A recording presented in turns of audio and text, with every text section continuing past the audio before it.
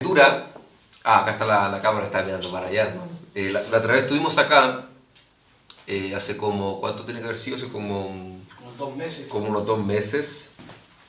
Y fue maravilloso para nosotros. Disculpe que estoy buscando el versículo que iba a citar, hermano. No es que estoy en mi teléfono, digamos, el versículo que iba a citar porque me tomaron las cámaras desprevenido, aleluya. Hay un versículo en la Biblia que creo que está en 1 de Corintios. Si usted tiene su Biblia en su casa, 1 de Corintios, sí, capítulo 3. 1 de Corintios capítulo 3. Y habla de que nosotros somos templos del Espíritu. Amén. Y de eso yo quisiera hablar. Creo que en 1 de Corintios capítulo 3, Gloria a Dios para siempre. versículo 16 lo dice. Pero el versículo 16 dice: ¿no sabéis que sois templo de Dios? Amén. Sí. Y que el Espíritu de Dios mora en vosotros. ¡Wow! ¡Qué tremendo! Pero hay otro versículo que también habla de lo mismo. Y creo que está en 2 de Corintios. Pero que habla directamente de la fornicación. Directamente de la fornicación. Y dice que si alguno destruyera el templo, Dios le destruirá a él. Dice: huid de la fornicación. No recuerdo en qué parte está, sé que está dentro de mi espíritu, pero no recuerdo la cita en sí, la tenía acá. Sé que está en 1 de Corintios, sí. 1 de Corintios, 2 de Corintios, 2 de Corintios 6, 16. También habla de un templo. Pero bien, recuerdo el versículo, recuerdo el texto en sí, que habla del templo. Pero ¿qué es templo? Uno se pregunta, ¿qué es un templo? Porque somos templo. Alabado sea el Señor para siempre. Y la gente automáticamente cuando escucha la palabra templo se imagina una iglesia. Y es normal. Pero en realidad un templo no es una iglesia. Con todo respeto lo voy a decir, los templos existían antes que las iglesias. Mucho antes que las iglesias existían los templos. Las iglesias comenzaron en casas.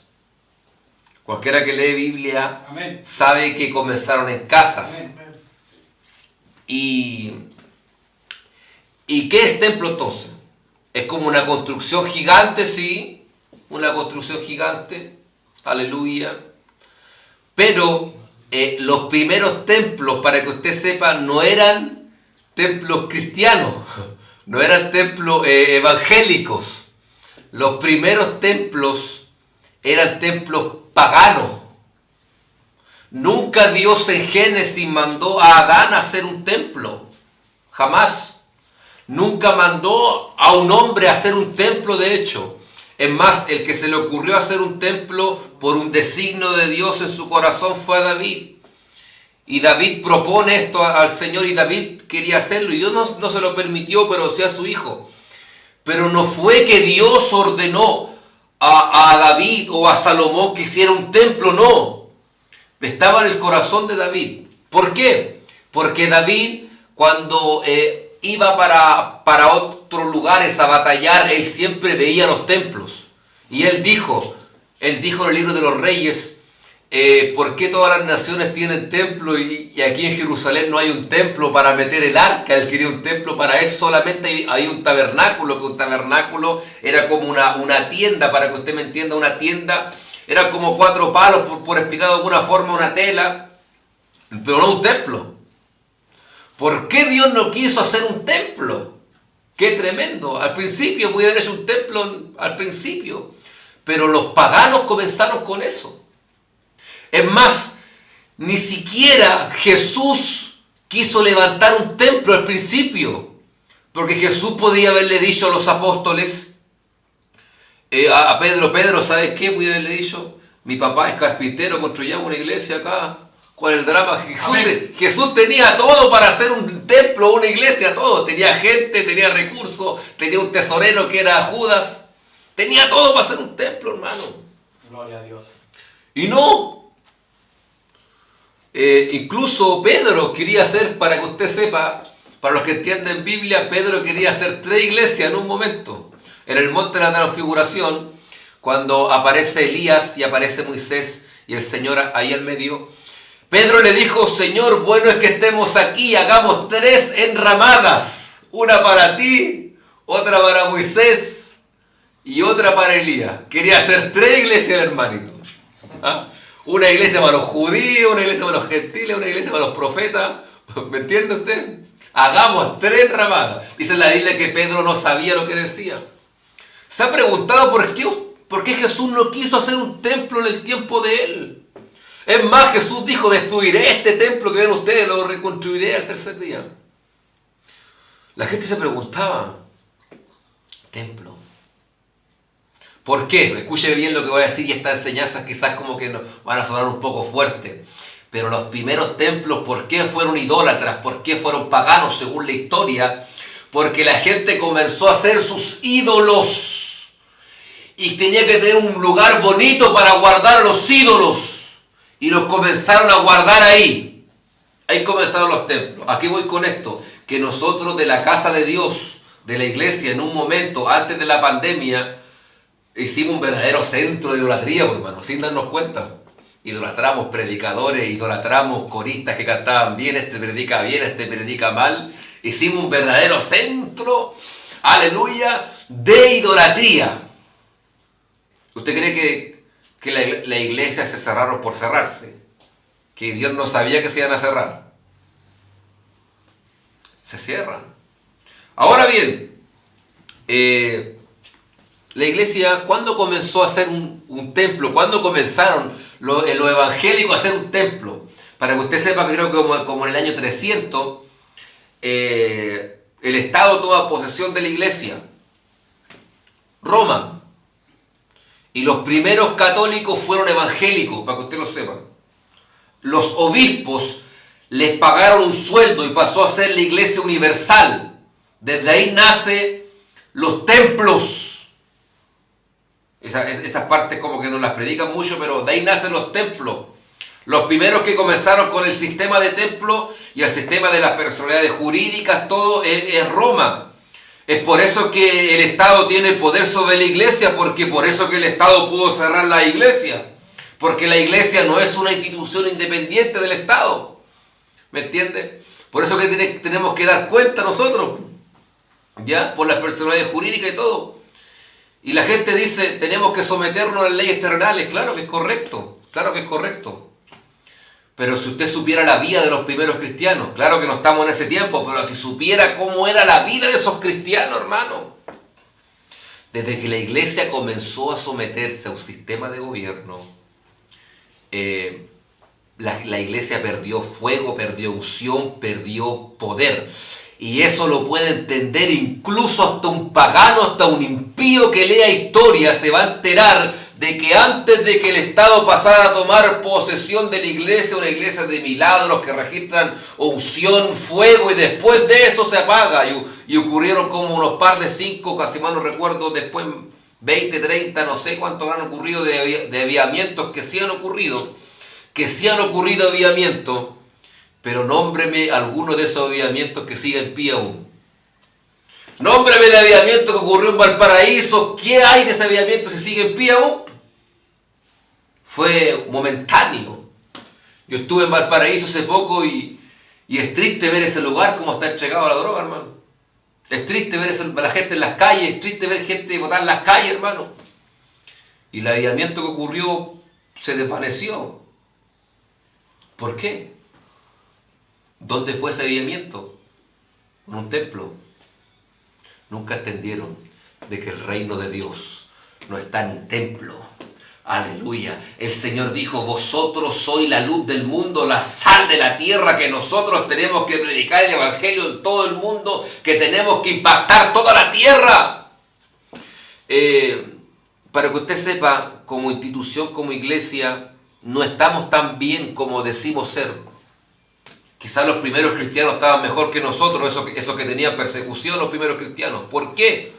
Porque al menos los primeros cristianos, sus hijos se iban con el Señor, sus hijos eran adoctrinados a los primitivos. Ahora, como institución, como iglesia, como no hay persecución, los hijos de los cristianos están en pornografía, los hijos de los cristianos, alabado sea el Señor, están en el mundo, hijos de pastor en el mundo, bebiendo alcohol. Esa es la iglesia de hoy. Esa es la iglesia. ¿Por qué? Porque la iglesia es una institución, no hay problema, no hay drama. ¿Ya? No hay drama, es una institución. Pero la iglesia que el Señor levantó, aleluya, en Pentecostés, porque ¿dónde nace la iglesia? En Pentecostés. Cualquiera que estudia un poco sabe eso, que la iglesia nació en Pentecostés, cuando bajó el Espíritu Santo y 120 personas comenzaron a estremecerse, a hablar en lengua, alabado sea el Señor, ahí nace la iglesia. Se añadieron muchas personas, una iglesia de poder, una iglesia de testimonio, que hasta los propios diáconos tenían que ser llenos del Espíritu Santo. ¿Dónde está esa iglesia? Yo pregunto, ¿dónde está esa iglesia? A veces parece fábula cuando nos cuentan, hermano, cuando nos cuentan que Dios hacía milagros años atrás, parece casi una fábula, hermano. La gente, los jóvenes no creen a nada, hermano. No creen, ¿por qué? Porque ellos ven cómo es la iglesia ahora. Gedeón tampoco creía muchas veces cuando se le presenta el ángel de Jehová. Gedeón le dice, si Jehová está con nosotros, le dice al ángel de Jehová, ¿dónde están todas sus maravillas que nos contaron nuestros padres que ocurría en la tierra de Egipto? Es decir, que nos sacó del mar rojo con mano poderosa, haciendo proezas. ¿Dónde está ese Dios? ¿Dónde está ese Dios? La iglesia está, pero algunos se preguntan, ¿y dónde está Dios en la iglesia? No, es que si Dios está, la iglesia está muerta, Dios está vivo. Dios, claro que está vivo, hermano. Claro que está vivo. Siempre predico esto, como iglesia a nivel estructural, universal, no estamos bien.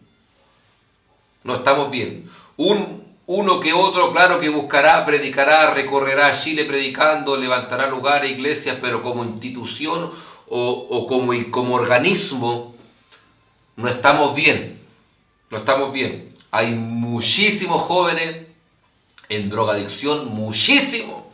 Si usted entraba a una iglesia antes, hermano, ¿usted cree que veía un joven? Veía como 2 o 3 jóvenes, hijos de los propios cristianos, y que estaban ahí sentados todos aburridos más encima. Y los jóvenes mundanos, todos estaban bailando. ¿Por qué? Porque encontraban más entretenido el mundo, porque no veían ninguna atracción en la iglesia. Bendito sea el Señor para siempre. Yo a veces pienso, yo también quiero ir a un culto y alabar al Señor. Y yo digo, si abrieran la iglesia, iremos a volver a ser los mismos chismosos, los mismos cagüines, las mismas peleas entre hermanos, y volveremos a hacer lo mismo, el mismo cantando coro y después llegando a la casa haciendo lo mismo. Es terrible, sería terrible. Una vez un predicador dijo que tal vez Dios permitió que las iglesias se cerraran para que nosotros aprendamos a hacer iglesia en nuestra casa. Y eso me llamó la atención. Porque la gente sabe cómo buscar a Dios en una iglesia, pero no sabe cómo buscar a Dios en su casa. ¿Ya? Para que aprenda a cómo hacer iglesia en la casa, porque las primeras iglesias comenzaron en casas, reuniones. Para que aprendamos a hacer iglesia, pues, hermano. Es algo extraordinario. Uno a veces medita en la palabra, y yo meditaba, claro, Dios en ningún momento le permitió a Noé, a Abraham, construir un templo, una iglesia, no, a ninguno de esos hombres, hermano.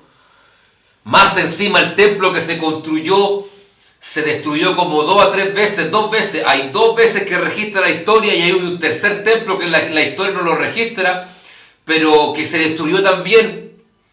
Aunque algunos dicen que se va a reconstruir el tercer templo, escatológicamente sí, pero hubo un tercer templo, según los historiadores. Y se destruyeron. ¿Por qué? Porque aunque tenían el tremendo templo de Jerusalén, Jerusalén se corrompió en la idolatría. Y ese gran templo y esas copas de oro con que tomaban los ministros en el templo, Dios permitió que hasta los paganos tomaran en esas copas de oro lavados al Señor. Se robaron la gente, se le llevaron cautiva a un sistema de Babilonia. Y quizás la gente se preguntaba, wow, este templo, ¿qué Dios se destruyó el templo? ¿Y acaso a Dios le importaba el templo? No. Dios le importaba a la gente que adoraba en ese templo. No le importaba el templo. Dios mandó destruir el templo, como 2 o 3 veces lo destruyeron. Y se llevaron cautivos las personas. Impresionante, hermano. ¿Por qué? Porque como dice un coro por ahí, la gente adoró más al templo que al Dios del templo. Amén, Señor. Y es una realidad. Yo escuchaba un coro pentecostal tiempo atrás que decía, ¿cuántos adoran al templo y no al Dios del templo? Adorar un templo. Hermano, ¿usted para qué quiere volver un templo si usted en su casa ni oraba? Qué tremendo. Amén. Usted en su casa ni buscaba de Dios. Usted la única forma que leía la palabra era cuando la leían en la iglesia. Y ese sistema a Dios no le gustó para nada. Porque es una religión. ¿Qué es lo que es una religión? Una religión es un sistema que no cambia a las personas. Es un sistema que la gente ora, que la gente va a un culto, que asiste a una iglesia, se viste de una determinada forma, pero su vida no cambia. Eso es una religión. Su vida no cambia. Sigue siendo el mismo. Es una religión. Puedes ponerte una corbata, un terno y se ve bien. Ponerse una corbata, un terno y me gusta. Pero si tu vida no cambia, es una religión. Y Dios permite que se destruya el templo. Ahora Dios en un momento permite la reedificación, en un momento de los muros de Jerusalén, del culto del templo también, en el tiempo de Nehemías, en el tiempo de Esdras. Y los que conocen esa historia saben que lo primero que hizo Dios antes que se reconstruya Jerusalén y el templo y todo, lo primero es que puso a un sacerdote llamado Esdras para que enseñe la palabra. Para que la enseñe. Lo primero que se preocupó el Señor no es en construir la iglesia, construir el templo físicamente o Jerusalén físicamente, sino construirla espiritualmente a través de la palabra, porque en el tiempo de Esdras, de Nehemías, de nada servía reconstruir Jerusalén, reconstruir, alabado sea el Señor, el templo, si no se reconstruía primero el culto a través de las leyes de Jehová, porque la gente estuvo 70 años cautiva, escuchando, alabado sea el Señor, y viendo los hechos atroces de los idólatras. No servía poner a esa gente con esa mentalidad en un templo, no servía. Alabado sea el Señor. ¿Y qué es lo que hace el Señor? Primero, que se enseñara la palabra, para que el hombre sea libre por la palabra, para que el hombre camine por los estatutos del Señor, para que el hombre camine con esta palabra, no con un dicho de un hombre, por la palabra. Lo primero que procura Dios es eso. Por eso que lo primero que le entrega el Señor al pueblo de Israel en el desierto no fue un templo, ni tampoco fue el arca. Fueron 10 mandamientos. Fueron 10 mandamientos porque palabra, eso es palabra. Lo que se transforma es la palabra. Dios podría haberle dicho ya, están en el desierto, hagan un templo. ¿Cuál es el drama? ¿Cuál es el drama? No. Eso comienza con culturas de egipcios, de Babilonia, cultura de los sirios. Aunque claro que... ¿Por qué usted ha leído Apocalipsis que dice que Juan se impresionó porque no había templo en la Nueva Jerusalén? Porque la Biblia dice, porque el Señor es templo de ella. Templo. Ahora el apóstol Pablo, cuando le dice, vos no sabéis que vosotros sois templo del Espíritu, y que el Espíritu mora en vosotros, eso es una simbología. ¿Por qué? Porque la iglesia de Corintio era una iglesia que en esos sectores de Corintio había mucha prostitución.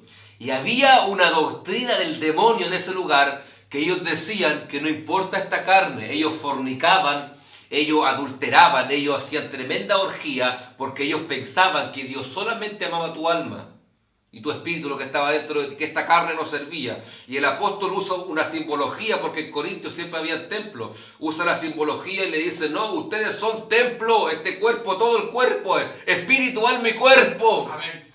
No es solamente lo de adentro. Gloria a Dios. Bendito sea el Señor para siempre. ¿Qué es una iglesia? ¿Qué es templo? Para que usted sepa, la iglesia no es lo mismo que un templo. Y son términos difíciles de explicar muchas veces. No es lo mismo una iglesia que un templo. Ahora, la gente dice, nosotros somos la iglesia. Claro, nosotros somos parte de la iglesia, toda la iglesia somos un conjunto de personas, hermano. No es que usted nomás sea la iglesia, es un error. Yo soy la iglesia, wow, qué tremendo. Hay gente que dice yo soy la iglesia, ni siquiera ahora, pero dicen yo soy la iglesia, qué tremendo título. O sea, tú eres la iglesia, wow. ¿Qué es la iglesia?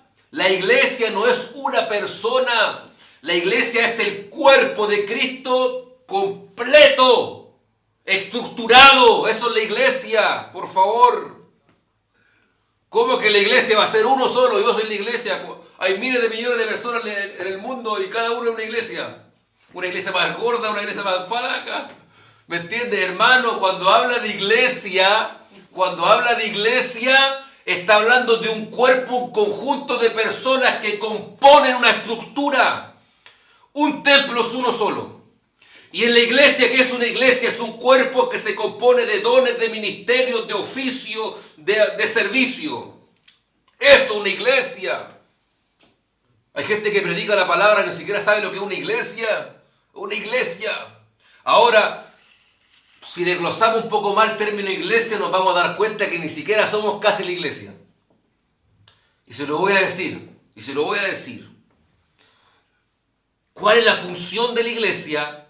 La función principal, aleluya, ir y predicar el evangelio y hacer discípulos a todas las naciones. La iglesia es buena para predicar, pero no para ser discípulo. Un creyente no es lo mismo que un discípulo. Un discípulo es alguien formado con la palabra, con la doctrina. El discipulado del Señor con los creyentes primitivos, los 12 apóstoles, se demoró 3 años un discipulado. Hay gente que dice, vamos a hacer un discipulado de un mes. Eso no es un discipulado. Eso no es un discipulado, hermano. Eso es un estudio bíblico que están haciendo. Un discipulado es una formación. 3 años. Hacer discípulos, formar.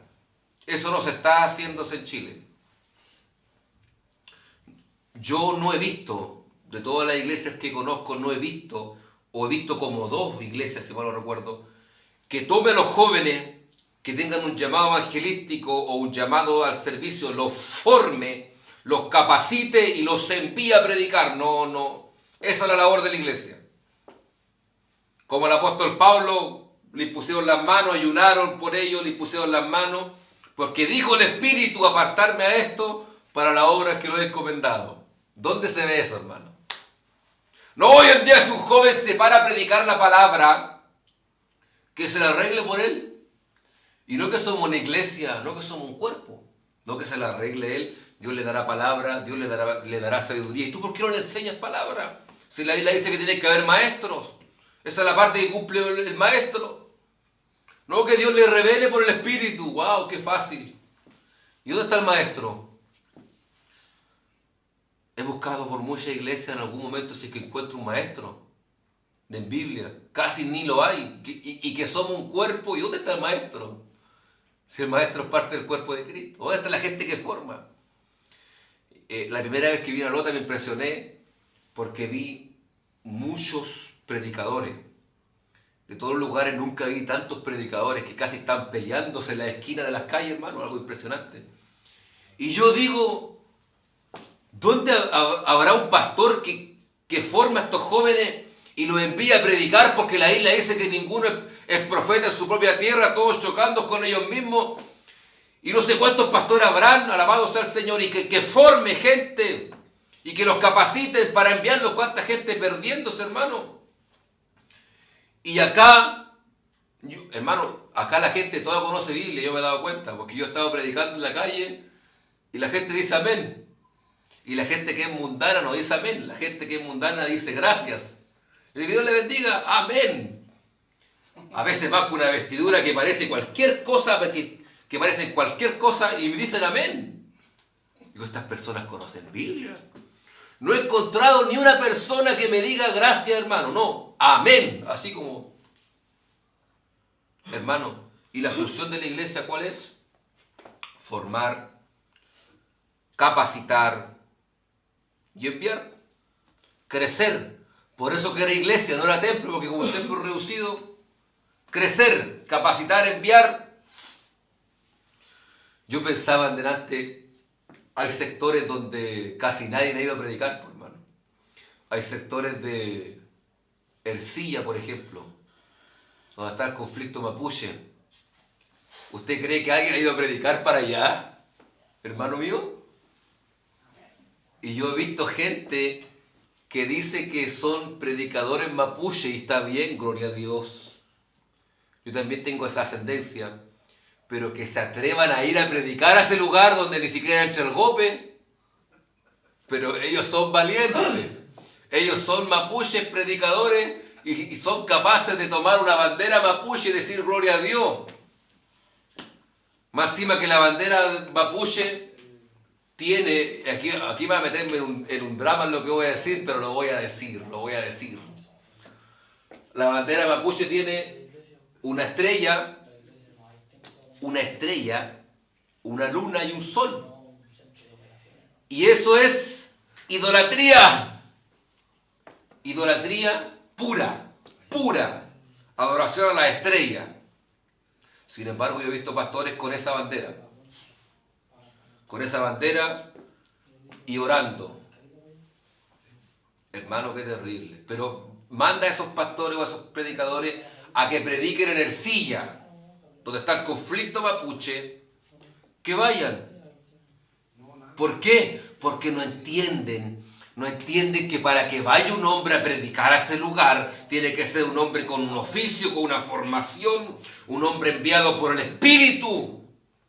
Un hombre con señales, alguien que sea formado, alguien que Dios inte y llame para ir a esos lugares, hermano. Alabado sea el Señor para siempre. Con todo respeto, lo voy a decir. Aquí no basta con saber Biblia. No basta con saber un poco de Biblia y yo querer ir a predicar por mi voluntad a un lugar. No. Puede que fracase. Porque la Biblia dice, ¿cómo predicarán si no fueran enviados? ¿Y saben lo que es ser enviado? Lo vuelvo a decir, que una institución por el Espíritu, eso es ser enviado, que una institución por el Espíritu, una institución de Dios, anciano, el presbiterio, te unjan y te envíen en ayuno, eso ni se ve. Eso casi ni se ve. Y eso ocurrió en Hechos capítulo 13, si mal no recuerdo, 13 o 14. Sí, 13, que al apóstol lo envían por el Espíritu, pero ancianos, Dios ocupó hombres ancianos y lo envían. ¿Cómo predicarán si no fueron enviados? Que te envíen. Si Dios te envía,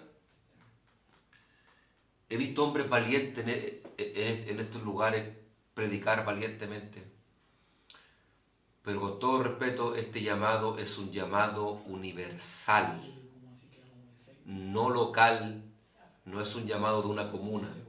Ir y predicar el Evangelio a todo el mundo, a toda criatura. Dios está llamando a hombres valientes que se atrevan a ponerse a la brecha, que se atrevan a buscar a Dios para Dios poderlo usar. ¿Sabía usted? Ezequiel capítulo 22, versículo 30 dice, y busqué entre ellos hombres que hicieran vallado y se pusieran a la brecha delante de mí a favor de la tierra, y no lo hallé. Increíble que Dios ni siquiera encontró un solo hombre para poderlo usar. Y ese hombre puede ser usted que me está viendo. Dios te puede usar, Dios te puede enviar, capacitar. Hay que formar hombres para que prediquen el Evangelio. No sirven hombres que lleven 1 año, 2 años, alabado sea el Señor para siempre, y caigan como 2 o 3 veces de la gracia, pisoteen la sangre de Cristo, se descarríen como cualquier cosa. Hombres que no son formados, se le presenta a una mujer, cae en fornicación, se le presenta a una oportunidad para robar, en su trabajo roban, se le presenta, alabado sea el Señor, una oportunidad para alcoholizar si lo hacen. Son hombres que no están formados por Dios y dejamos mal testimonio después. ¿Y dónde está esa gente que nos forma? ¿Dónde está esa gente que nos forma? Yo doy gracias a Dios. Yo doy gracias a Dios que los pastores que yo tuve, o el pastor que yo tuve en el sur, me predicó la palabra, pero, como dirían por ahí, sin amor, pero una palabra, hermano, una verdad, hermano, algo que yo no me pude olvidar, hermano. En ningún momento me dijo, hijito, busca al Señor. No, me dijo, en un momento cuando yo estaba comiendo un completo que vendía en una iglesia, porque antes, para que usted sepa, en la iglesia me ocurría eso, hacían rifas, cuántas cosas. Me dijo, ¿tú qué tenés que estar comiendo completos? Me dijo a mi hermano, y me dijo, tú tenés que estar orando, buscando, me dijo, ¿qué estáis haciendo? Y claro, siempre me instó a buscar de Dios y apartarme y a vivir en pureza. Y yo no entendía porque yo quería predicar la palabra, pero quizás no quería vivirla, hermano. Porque hoy hay muchos de esa gente que quiere predicar la palabra pero no quiere vivirla. Quieren ser tremendos predicadores pero no quieren la santidad, no la quieren. Pero quieren predicar como decimos de siempre, quieren echar fuego con láser, qué sé yo. Quieren, pero no quieren santidad, pues no quieren el compromiso con la palabra, no. Oye, ¿usted cree que esto es un campo deportivo que tú puedes llegar y presentarte con tus capacidades físicas? Aleluya. ¿Tú crees que esto es un teatro que si tú actúas bien puedes presentarte, hablar bien, bonito? Esto no es un teatro. Esto no es ser actriz, actor. Alabado sea el Señor. Esto es algo espiritual. Esto es por el Espíritu. Dios tiene que comisionarte. Dios tiene que romper cadenas. Dios tiene que levantarte. Dios tiene que darte una unción, ungirte y usarte después. ¿Usted cree que el Evangelio se encuentra en cualquier parte? ¿Usted cree que la unción se encuentra en cualquier parte? ¿Usted cree que los primeros cristianos encontraron la unción en un templo o en una iglesia? Alabado sea el Señor. La Biblia dice que Dios ama la verdad en lo íntimo y en lo secreto Él hace saber sabiduría. En lo secreto, en lo oculto, Dios te revela el llamado, Dios te llama, Dios te capacita. No es sencillo ser predicador porque a algunos les gusta, porque eso me llama la atención. Les gusta y quieren predicar, y está bien y es correcto que le guste, que le quiera predicar, pero si yo no quiero el compromiso con la palabra, mejor no predico. El otro día un caballero me decía, ¿a usted no le da miedo predicar en esos lugares donde hay tráfico y droga? ¿No le da miedo predicar a usted que le pueden hacer algo? Yo le dije, mire, si a mí me daría miedo predicar esta palabra, mejor no la predico.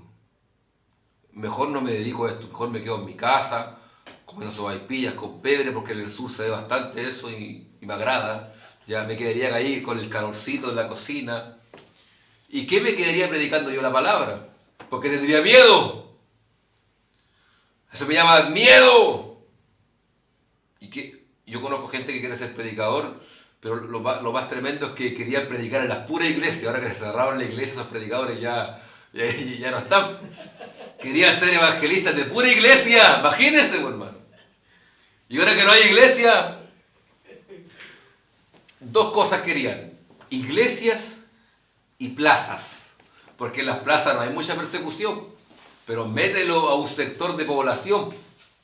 No, porque no había formación en ellos, no había carácter, nada, identidad, nada.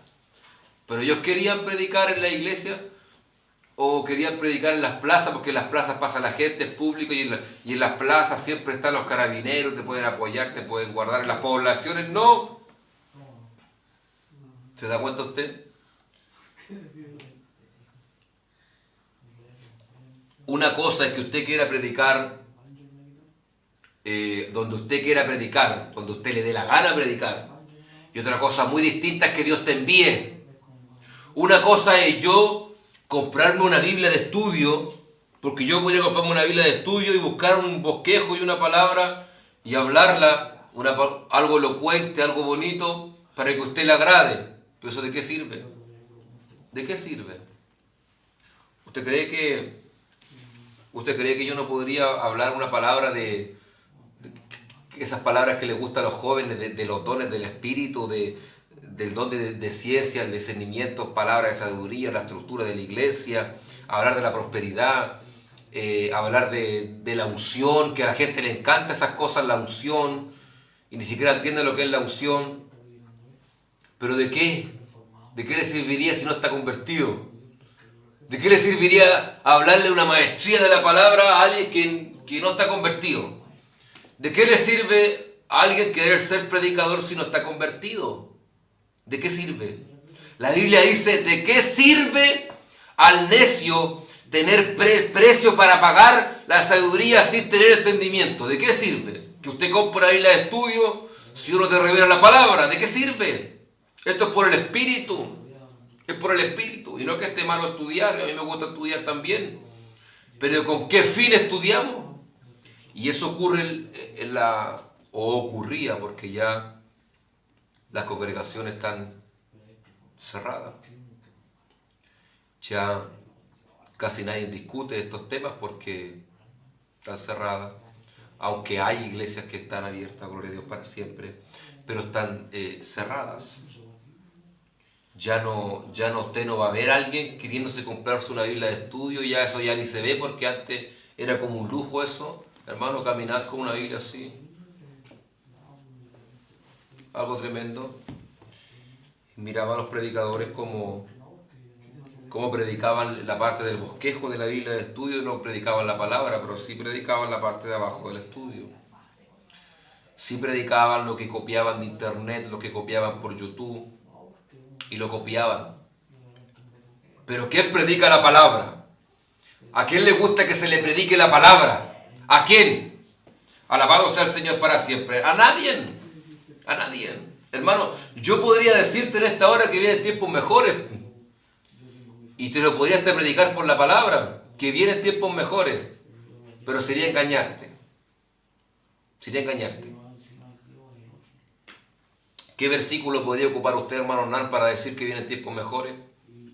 Bueno, hay un versículo que dice que la senda de los justos es como la luz de la aurora que va en aumento hasta que el día es perfecto. Podría sacar ese pasaje de contexto y decirte que nosotros vamos en aumento, que en realidad los impíos son los que se van a perecer. ¿Se da cuenta? Que la gente cae en esa manipulación de la palabra, la gente manipula la palabra para sacar provecho de la gente. Podría, como predicadores, podríamos buscar un mensaje que a usted le agrade, ¿sabe usted eso? Podríamos hacerlo. ¿Cuál es el drama? Podríamos decirte que Dios te va a bendecir. Podríamos decirte que Dios te va a darte una casa, un auto, por la palabra podríamos hacerlo. Podríamos decirte que Dios multiplica los panes y los peces y verdaderamente Dios lo hace. Y Dios bendice y verdaderamente Dios rompe cadenas, claro, pero ¿qué es lo que mira Dios en un hombre para bendecirlo? Ese es el tema. ¿Qué ve un hombre Dios para bendecirlo? ¿Cuál es el compromiso en la palabra? ¿Qué es lo que es una añadidura? Ese es el tema. ¿Qué es lo que Dios quiere al principio? Bendito sea el Señor. Si lo primero que Dios quisiera es bendecir solamente, entonces Jesucristo no hubiese comenzado predicando la palabra diciendo: arrepentidos y convertidos porque el reino de los cielos se ha acercado. Esas son las primeras palabras que comenzó el Señor a decir. Es como que lo primero que al Señor le interesaba, es como la primera encomienda, el primer mandato de su Padre, decirle a esta humanidad: arrepentidos y convertidos porque el reino de los cielos se ha acercado. ¿De qué le sirve a usted tener bienes si usted no está convertido? ¿De qué le sirve cantar, ser corista si usted no está convertido? ¿De qué le sirve andar con un terno y predicar la palabra si usted no está convertido? Lo primero que se preocupó el Señor no es bendecir a la gente de forma externa, sino que dijo: arrepentidos y convertidos porque el reino de los cielos se ha acercado. Son las primeras palabras que ocupó el Señor. Usted tiene que meditar en las primeras palabras que dijo el Señor. Mateo capítulo 4, ahí lo dijo. Y Lucas capítulo 4. Las primeras palabras: arrepentido y convertido, porque el reino de los cielos se ha acercado. Y la palabra arrepentirse, antes de irme lo voy a enseñar, La palabra arrepentirse, para que usted sepa, no significa arrodillarse y decir, ay Señor, he pecado, he pecado, he pecado. Y al otro día volver a pecar y me sigo lamentando. Y al tercer día, ay Señor, pequé de nuevo en este mismo pecado. Aleluya. Y llorar, ir a un culto y llorar, Señor, estoy en pecado. Y volver a decir que eso no es arrepentirse. Eso se llama remordimiento, que tu conciencia te dice que estás en pecado, pero no dejas el pecado, sino que solamente te lamentas por el pecado y no haces nada para alinearte a la voluntad de Dios. Eso se llama remordimiento. Y la palabra arrepentimiento significa en el griego cambio de mentalidad. Eso es arrepentirse. Que usted cambie de mentalidad, que usted no vuelve a hacer lo que hacía. Si no, usted no se está arrepintiéndose. Una vez un predicador dijo que el cristiano que miente es porque no se arrepiente, es porque no se ha arrepentido. Y eso me llamó la atención porque la Biblia dice que los que mienten son hijos del diablo, porque el padre de mentira es el diablo. Y yo me pregunto, ¿cómo hay cristianos que pueden mentir, pero no se arrepienten? Pero pueden mentir descaradamente, ya sea por un beneficio, ya sea porque te van a causar algún daño, o porque te beneficia mentir, porque vas a sacar un provecho con la mentira que vas a decir. Yo no entiendo a esos cristianos, y siento que la Biblia dice que ningún mentiroso entrará al reino de los cielos, hermano. Pero la gente no, mentir, una mentira piadosa. Mentir es pecado, lo siento, no va a entrar. ¿Por qué? La señal de un hombre que no tiene el Espíritu de Dios. ¿Sabía usted que es mentir? La señal. Oye, si tú mientes descaradamente y no te redarguye el Espíritu Santo al mentir, es que no solamente usted está en un serio problema, posiblemente usted ni siquiera es salvo. Porque la Biblia dice que ningún mentiroso y ninguno es ninguno. Nadie, hermano, entrará. ¿Por qué Dios abomina tanto la mentira? ¿Por qué? Porque Dios es un Dios de verdad. Y usted al mentir, usted se está haciéndose hijo del diablo. Porque el diablo es padre de mentira. En otras palabras, usted está haciéndose hijo del diablo con la mentira. La mentira es el engaño y la mentira están de acuerdo. Y si usted se está haciéndose parte de las tinieblas, porque la mentira no solo es una obra de la carne, sino que es una acción de las tinieblas, porque eso es lo primero que el enemigo ha hecho por siglos y décadas. Y siglos y décadas, mentir. Pero el cristiano miente. No entiendo, me llama la atención eso de cómo un cristiano puede mentir, hermano. Inventimos hasta en estos lugares, por hermano, predicando cosas que uno vive. Una vez me preguntaron, hermano Hernán, ¿los que predican de la prosperidad son apóstatas? Sí. Pero los que predican cosas que no viven también son apóstatas, le dije, también lo son. Eso es apostasía también. ¿Me entiendes? Dios nos libre, hermano. Dios nos guarde. Perdóneme si me salí del contexto de la palabra templo, aunque Dios me llevó para otro lugar. Y no es que no sepa predicar, por si algunos, yo sé lo que es hacer una buena exégesis de un texto, si Dios me enseñó eso, pero el Espíritu me lleva para otro lugar, sé lo que es la homilética, sé cómo estructurar un mensaje en sus partes, en sus palabras, en su inicio, el desarrollo, el fin, lo sé cómo hacerlo, pero ¿de qué me sirve poner una doctrina de hombre y hablarte cosas que te agradan? ¿Sabía usted que la homilética ¿sabía usted lo que enseña la homilética? ¿Cómo agradar a la gente? ¿Cómo agradar en el sermón a la audiencia? ¡Qué terrible, hermano! Eso no enseña la homilética. No te enseña a predicar la palabra, no. O sea, te enseña a expresarte bien, sí. Te enseña a expresarte bien, claro que sí. Como la compostura que debes de tener, claro que sí. Te enseña la hermenéutica. Pero una vez una persona que nos estaba enseñando hermenéutica dijo algo. Dijo, ¿cómo ustedes pueden los predicadores? Mira lo que enseñó. Y resulta, dijo, ¿cómo ustedes los predicadores pueden capturar la atención de la iglesia? Dijo, cuando usted ve que la iglesia, usted está predicando y la iglesia está hablando para allá, otros están hablando para allá y no están tomando atención al mensaje. Dijo, ustedes tienen que decir, hermanos, voy a contar algo muy íntimo mío. Y cuando uno dice eso, la iglesia de inmediato toma oído. ¿Por qué? Porque la iglesia es chismosa. Y la iglesia le gusta saber las cosas de los demás. Hermanos, voy a abrir mi corazón con ustedes, voy a contar algo personal. Y cuando uno dice esas palabras, como que al tiro el entendimiento, ya eso lo enseña la homilética. O eso es un truco de homilética.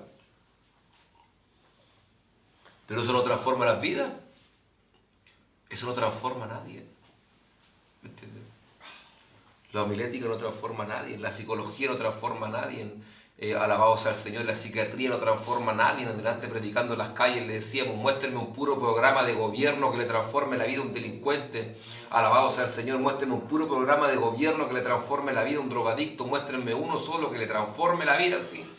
No que sea un drogadicto dependiente, porque hay lugares que son terapéuticos, que claro, que le quitan la droga, pero lo dejan todo drogado con pastillas, al final lo drogan igual, lo dejan dependiente de los medicamentos, y eso droga igual, hermano. Si yo sé lo que es drogarse con medicamentos, no. Muéstreme una pura institución en Chile que restaure, aleluya, a los drogadictos. No la hay. Una institución física no la hay, porque eso es un tema espiritual. Solamente Dios puede intervenir.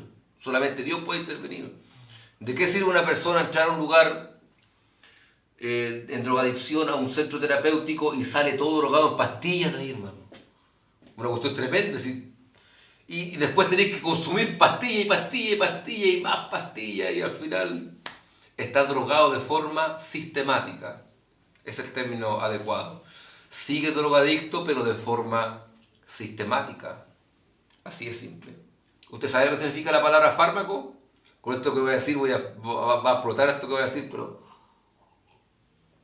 ¿sabe usted que la palabra fármaco, en griego lo que significa, viene del término farmacaia, y farmacaia significa el que hechiza, el que te embruja?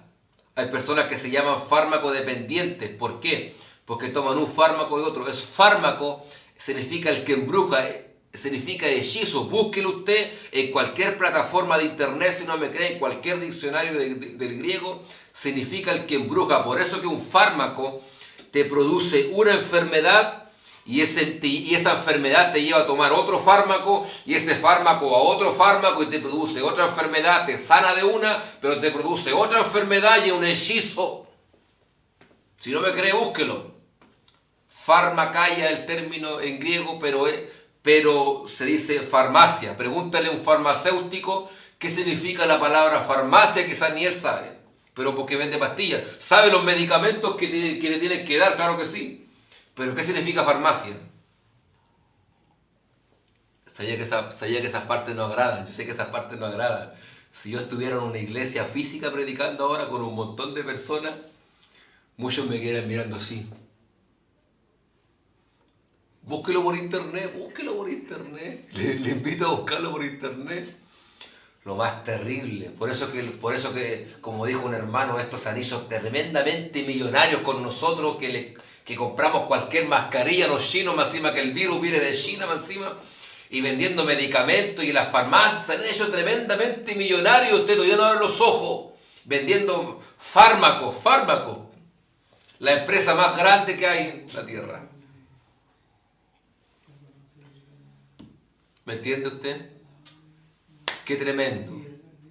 Qué tremendo. Podría seguir hablando de esa parte, pero de lo que es la medicina y todo el asunto, pero usted tal vez conoce esa parte y no la quiere aplicar. De que verdaderamente sí servimos a un Dios que sana, pero no tenemos la fe suficiente a veces para pedirle a Dios que sane. Yo con esto, con todo respeto, no estoy diciendo que las personas que tomen medicamentos son del diablo, no. Y que un cristiano que esté tomando medicamentos sea del diablo, no. Tal vez tiene un quiebre en su fe, un desequilibrio en su fe, y es normal, todos lo podemos tener. Tampoco estoy diciendo que esté malo ir a un médico, no. El problema es cuando usted pone su fe en un médico que en Dios, o pone su fe más en un médico, en un medicamento que Dios. Ahí está el tema, ese es el tema, ese es el peligro del término, porque entre más medicamentos usted tome, más se va a enfermar y más plata van a ganar con usted. ¿Me entiende? Por mucho que suene fuerte, pero es así el asunto. Así que concluyo con esto. Más que iglesia, más que templo, nosotros somos un reino. Más que iglesia, más que templo, somos un reino. Y la iglesia del primer siglo no era esta iglesia que tenemos ahora, comenzó de otra forma. Pocos entienden cuando la Biblia dice buscar primeramente el reino de Dios y su justicia y lo demás será añadido. No dice buscar primeramente una iglesia, dice, porque si no diría así el texto. Dice buscar primeramente el reino. ¿Qué es el reino? ¿Qué es su justicia? En eso sí que me demoraría un buen rato en explicar. Pero el reino, voy a decirte en términos simples, buscar el reino no solamente buscar que la voluntad de Dios se establezca en un lugar, amén, no solamente establecer el reino, alabado sea el Señor, en su término amplio, es buscar que esto crezca, es como si fuese un imperio, un gobierno, aleluya, un imperio, que esto crezca, hermano, de una manera descomunal. Eso es un reino. Nunca usted va a ver un reino pobre. No, los reinos son descomunales, hermano. Tenemos que llegar a las grandezas de Dios, al reino, un reino. ¿Qué buscamos? Un reino. No buscamos una iglesia. Buscamos el reino. El Señor cuando oró, ¿qué dijo? Cuando ustedes oren, de que decirle al Señor, Señor, que venga a nosotros tu reino. ¿Por qué no dice que venga a la iglesia? Qué raro, ¿eh? Que venga el reino. Es un reino. La iglesia es parte de ese reino, claro que sí, pero el reino es algo amplio que me demoraría en explicar eso. Pero el reino consiste en todo lo que es el equipamiento de la iglesia, de enviar gente, capacitar, ungir, levantar, adoctrinar, enseñar, gente formada, gente ordenada. Alabado sea el Señor para siempre. Como camina un ministro de un reino, como camina un ministro. Ordenado, sabiéndose las leyes, todo eso. Que se sujeta a órdenes, a preceptos. No me va a decirme usted que usted busca el reino de Dios y su justicia y usted ni siquiera tiene un pastor, pues usted no está buscando el reino. ¿Me entiende? El reino tiene un orden, un establecimiento, un orden. Eso es un reino, Buscar que el gobierno, en términos más simples, buscar el reino de Dios es buscar ser gobernado por Dios. Es el término más simple. Ser gobernado por Dios. Que el gobierno de Dios se establezca en mí. Porque hoy en día la gente dice, yo busco el reino, pero la gente hace lo que quiere, mi hermano. Nosotros no buscamos el reino porque nosotros hacemos lo que queremos, oramos cuando queremos, buscamos. Los musulmanes parecieran más que tuvieron un reino porque los musulmanes oran todos a una hora determinada. Eso es sujetarse a un orden, a un principio que ellos tienen, sin transgredirlo. Nosotros no, nosotros buscamos a Dios cuando nos da la gana, cuando estamos mal. Pero el reino es buscar que se establezca el gobierno de Dios en nosotros. No basta con hablar en lengua, no basta con danzar, que la palabra haya vida en nosotros. Que el Señor les bendiga, que el Señor les guarde. Doy gracias a Dios por esta oportunidad y que Dios les bendiga. Este ha sido el mensaje. Amén. Una alabanza. Para la gloria del Señor. Amén. 2, 3.